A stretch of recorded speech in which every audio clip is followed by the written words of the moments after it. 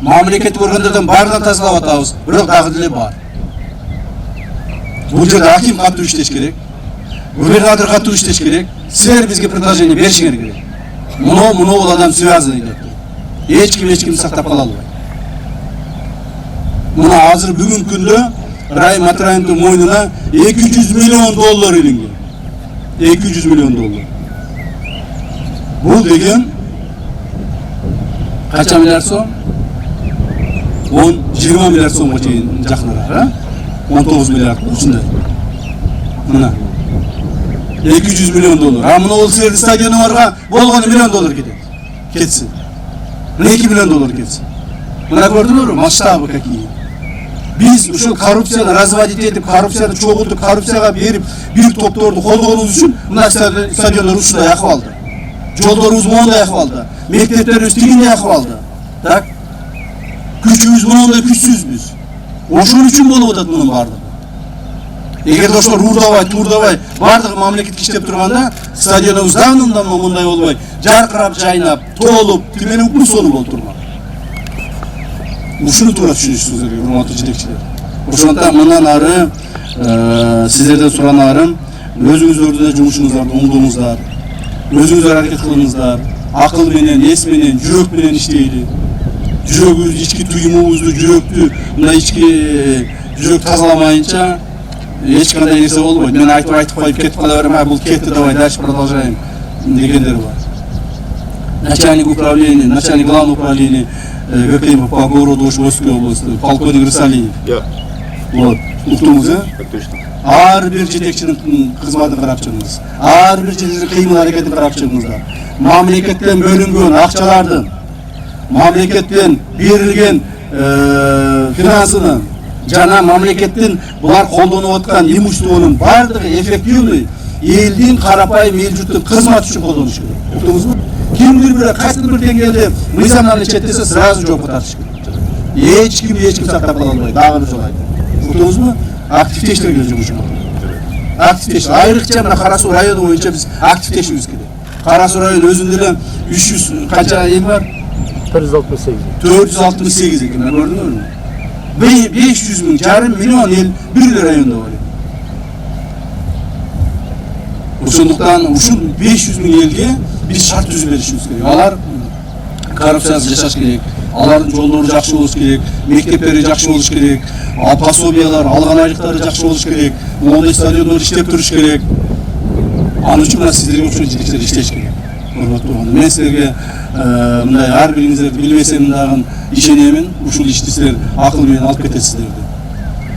Ал эми стадион боюнча дагы бир жолу айтып кетейин, стадионду мына Кудай буйруса, футболдук стадионду биз күзгө даярдап бүтөбүз. Күзгө чейин сонун кылып бул жерге жанагы жарыктандыруучуларды коюп освещениесин, полилерин оңдоп, трибуналарды восстановить этип, үстүлөрүн жаап, жаңы стендерди алып келип коюп, сонун кылып турбуз. Бүт сонун кылып бул жерде оңдоп бүтөбүз. Макулбу? Силер да колуңардан келсе жардам бериңер. Аким, макулбу? Өзүңүз уюштурушуңуз керек. Булар бир аптада, бир айда 2 жолу келиши мүмкүн. А сиз күндү ошердесиз. Уюштурушуңуз. Уюштур десе анан кийин элди кыйнап, журтту кыйнап, жетекчилерди кыйнап акча топтогонду токтоткула. Акча топтобогула. Макулбу? Ошол акча топтогон негизинде коррупцияны разводить этпегиле. Бюджеттен тапкыла акчаны. Бюджетибиз достаточно жетишет. Мамлекетибизде акча бар, мүмкүнчүлүк бар, ошону мына элге жумшайлы. Биз тараптан, футболдук союз тараптан биз бул жерде жакшы акча жумшайбыз. Бул бир. Мен азыр эсептебегенден кийин айта албаймын. Экинчиден, мамлекетибиздин башчысы, урматтуу президентибиздин ушундай стадиондорду восстановить этесиңер деп туруп, бизге 500 миллион сом акча бөлүп берген. Президентибиз акчаны бөлүп берип койду. Мына восстановить эткиле. А биз болсо стадион оңдойбуз, акча чогултуп жүрөбүз. Андай болбош керек. Макулбу? Мен себеби ушул сөздү угуп калдым бир жердечи.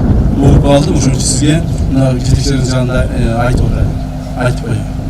Андай болбосун. Но бюджеттен караңыздар. Губернатор карасын бюджеттен. Мына азыр эле айтты, мен 10 миллион акча бөлүп берейин деди. Сиз караңыз, макулбу?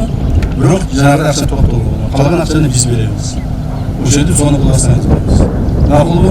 Анан кийин эгерде сиздердин суроо талаптарыңыздар болсо, кайсыл бир деңгээлде маселелер чечилбей жатса, же башка болуп атса, ишканаларда кайсыл бир маселе чечилбей жатса, сиздер коррупциялык иштер, схемаларды көрүп атсаңар, билип атсаңар, кайрылгыла. Мына управление кайрылгыла. Булардын жумушу ошол. Государственный комитет национальной безопасности должен контролировать полностью все. И административно, и финансово, и экономическое. Полностью бар организационно контроль етиш керек.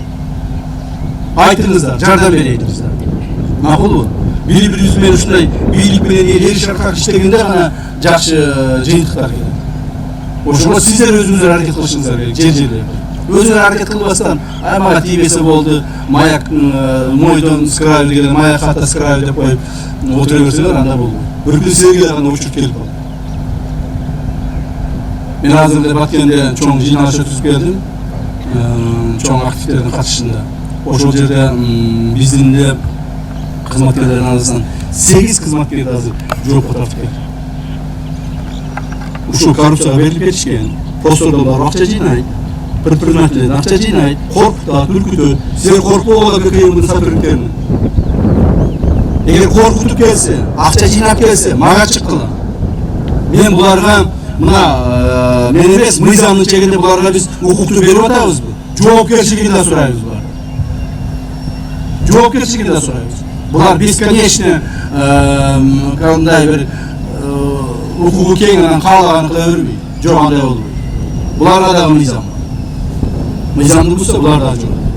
Макулбу? Ошон үчүн учпай отурбай жардамыңызды бериңиздер, урматтуу жетекчилер. Келгениңизге рахмат айтам. Капыстан бир катуураак сөз айтып койсом, капа болбоңуздар. Себеби менин жумушум ушундай. Мен айтышым керек. Учпай келип саламатсыз өшүп ташып кетип кала берсем, анда жумуш болбойт. Азыр мына бүгүн дагы 3 чоң ушундай жумушум бар. Азыр Ошко барамын. Ошто чоң ушундай жыйналыш өткөзөм. Анан кийин Өзгүнгө барамын. Анан кийин Жалалатка барамын. Ушул жумуштарды баарын аткарышым. То есть бизге президентибиздин артынан коюлган тапшырма. Кээ бирлер ойлойт, ушул ойноп эле жүрсө керек, вертолетке чыгып алып, же болбосо машина менен баягы кортежге чыгып алып деп. Нет, андай эмес. Билбейм силер кандай, мен али кечеден бери тамак жейм. Ачык айтып. Себеби убакыт жок. Убакыт жок, таңгамал учуп кеттик Баткенге.